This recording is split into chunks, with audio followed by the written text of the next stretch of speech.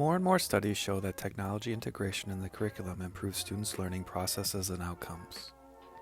Teachers who recognize computers as problem-solving tools change the way that they teach. Another reason for technology integration is the necessity of today's students to have a 21st century skill set. Technology has the ability to enhance relationships between teachers and students. When teachers effectively integrate technology into subject areas, teachers grow into roles of advisors, content experts, and coaches. Technology helps make teaching and learning more meaningful and much more fun. For today's project, I interviewed 3 educators and compiled their responses to help explain how they would use technology in their classrooms, and also how they consider EdTech as they plan their daily instructions, with the goal of this assignment to dive deeply into the individual classrooms of teachers from around and see how they incorporate the standards of the ISTE. I chose 3 educators from various levels of the education spectrum to see how their responses would vary and how might each one differently utilize technology with their students. I chose to speak with an elementary, middle school, and university professor through virtual communications to accomplish this goal. The first question I asked to each of the instructors was, what do they consider when incorporating tech into the classroom? When I thought about asking this question, I thought there would be a lot of variation between the responses due to the age and directives of each of the students that they work with. However, I was quite surprised that their responses were very similar and uniform in nature. The consistent answer and response was accessibility and availability to each student, along with how does this technology improve the lesson planning and active participation with the students, and will this appropriately be used by the students to achieve the systematic goals of the lesson plan?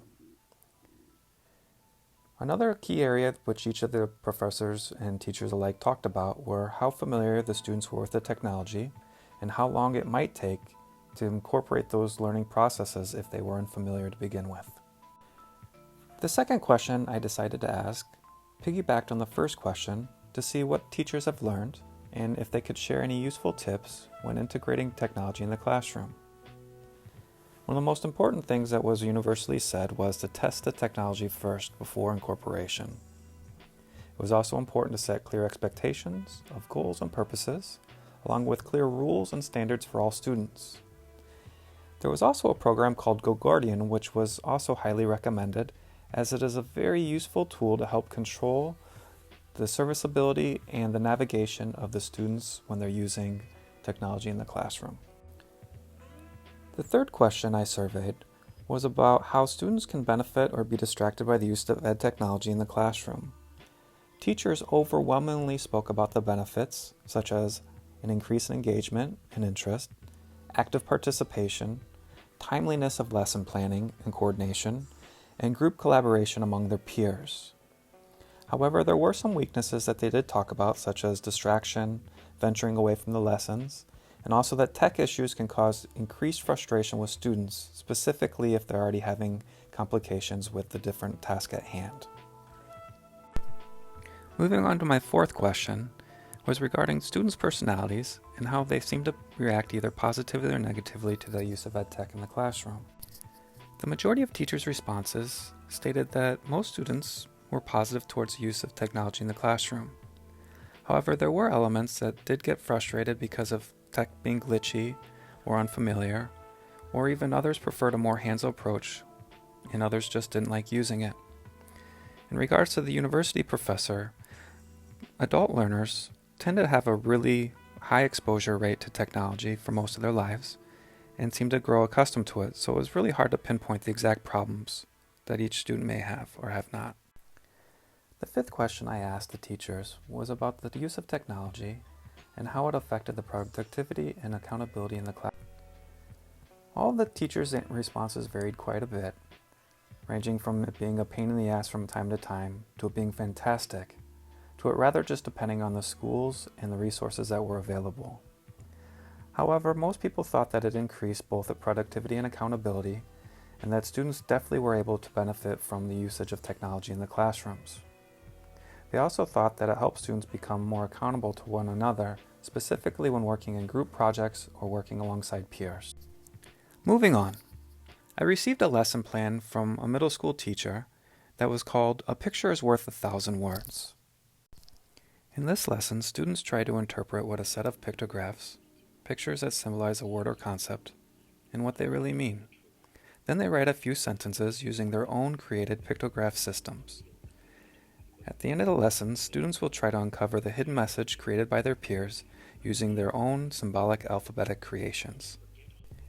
This lesson plan addressed many ISTE standards. It established a classroom environment based on creativity and innovation. It established a directive which was based on communication and collaboration with student peers. It explored deeper meaning and analyzation of the creations that were made. And a key component of this was also summarizing supporting details and ideas and how each student's point of view addressed what they saw visually and in terms of their perspectives. It also established a lot of critical thinking and problem-solving skills, specifically in the creation and understanding of the pictographs that their friends and peers created. However, this lesson plan did seem to maybe have a couple drawbacks that we should consider, specifically with students with disabilities such as blindness or those with particular cognitive challenges, and they may not be able to benefit precisely from the learning objectives. Another area that we'd have to be concerned about would be the equal access of technology and the resources needed to perform this activity using technology. Another area that might be a little bit important to consider is students can get too involved with the creativity of the drawings and miss the overall directives of the task at hand. Today's final topic will be my 5 questions to guide technology in the classroom. Number 1. Will this help all students learn and understand on a deeper level? Not only should the tech tool of consideration be helpful for a greater understanding, but the question is, does it also help them to differentiate instruction? 2. How will this technology empower students to control their own learning? One of the major goals of a great learning environment should always empower the students. And one must ask, does this tech allow the students to pursue their own academic endeavors? 3. Will all students be able to access this tech in the learning process? Not all technology reaches every student, and there will always need to be workarounds. So it must be imperative that teachers don't leave any student behind. 4. Is this the best tech to help students prepare for the 21st century? Is the program, app, or system of use up to date and currently available? Or is this on the fading end of a product cycle? Teachers must be aware of the current trends and situations of the apps and technologies that they use. The 5th question, what will you do when this technology doesn't work? The key to this is always have a backup plan. One can never fully trust in technology, and a guide in life is one must always expect the unexpected.